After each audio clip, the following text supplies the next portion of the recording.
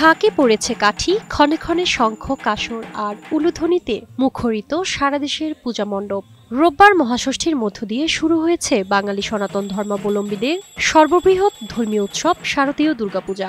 আজ মহাসপ্তমী। সনাতন ধর্মাবলম্বীরা বিশ্বাস করেন সপ্তমী তিথি থেকেই জাগ্রত হন দেবী দুর্গা। 10 হাতে দমন করেন পৃথিবীর সব অমঙ্গল আর অশুভকে। বরিশালের দুর্গোৎসবকে কেন্দ্র করে পুরো নগরী সাজানো হয়েছে বর্ণিল সাজে। 5 দিনব্যাপী এই উৎসব দেবীর বিসর্জনের মধ্য দিয়ে শেষ হবে আগামী 2রা অক্টোবর। এবছর বরিশাল নগরীর 47টি মণ্ডপে অনুষ্ঠিত হচ্ছে দেবী দুর্গার পূজা। ঝালকাঠিতে ষষ্ঠী পূজার মধ্য দিয়ে শুরু হয়েছে 5 দিনব্যাপী দুর্গোৎসব। আজ মহাসপ্তমী তিথিতে অধিবাস আমন্ত্রণের পর্ব। শান্তিপূর্ণভাবে দুর্গোৎসব পালনে পূজা মণ্ডপে কাজ করছেন আইনশৃঙ্খলা বাহিনী। খুলনায় মহাসপ্তমী পূজা অনুষ্ঠিত হয়েছে। সকালে সনাতন ধর্মাবলম্বী নারী পুরুষ ও শিশুরা দেবী বন্দনা, মন্ত্রপাঠ ও অঞ্জলি প্রদান করেন। সন্ধ্যায় অনুষ্ঠিত হবে আরতি। দেশ ও জাতির মঙ্গল কামনায় এবছর খুলনায় 981টি মন্দিরে দেবী দুর্গার নিকট প্রার্থনা করছেন তারা।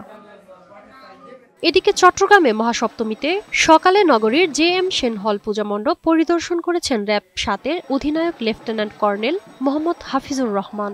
যে কোনো ধরনের অনাকাঙ্ক্ষিত ঘটনা এড়াতে গুরুত্বপূর্ণ এলাকায় বিশেষ নিরাপত্তা দেওয়ার কথা জানান তিনি। আমাদের সকল পূজা কমিটির সাথে সমন্বয় আছে, ভলেন্টিয়ারদের সাথে সমন্বয় আছে এবং অন্যান্য আইন শৃঙ্খলা রক্ষাকারী বাহিনীর সাথেও সমন্বয় আছে। বিপুল উৎসাহ আর উদ্দীপনায় কুমিল্লায় মণ্ডপে মণ্ডপে সকাল থেকেই শুরু হয় সপ্তমী পূজার আনুষ্ঠানিকতা। দেবীকে স্নান শেষে চক্ষুদানের মাধ্যমে প্রাণ প্রতিষ্ঠার পর শুরু হয় পূজার মূল আচার। রংপুরে উৎসব মুখর পরিবেশে শারদীয় দুর্গোৎসবের মহাসপ্তমী পালন করছে সনাতন ধর্মাবলম্বীরা। সকাল থেকে চণ্ডীপাঠ, মন্ত্র উচ্চারণের পাশাপাশি দেবী দুর্গার চরণে পুষ্পাঞ্জলি অর্পণ করেন ভক্তরা। এদিকে নারায়ণগঞ্জে শ্যামাকালী মন্দির পরিদর্শন করেন পাগলা স্টেশন কমান্ডার রাফায়েল মনোয়ার। তিনি জানান, সরকারের নির্দেশনায় উপকূলীয় এলাকার সার্বিক নিরাপত্তা নিশ্চিত করা হচ্ছে।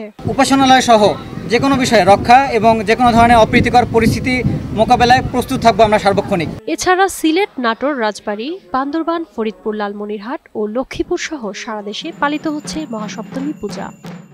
শারমিন রিমি, বৈশাখী সংবাদ।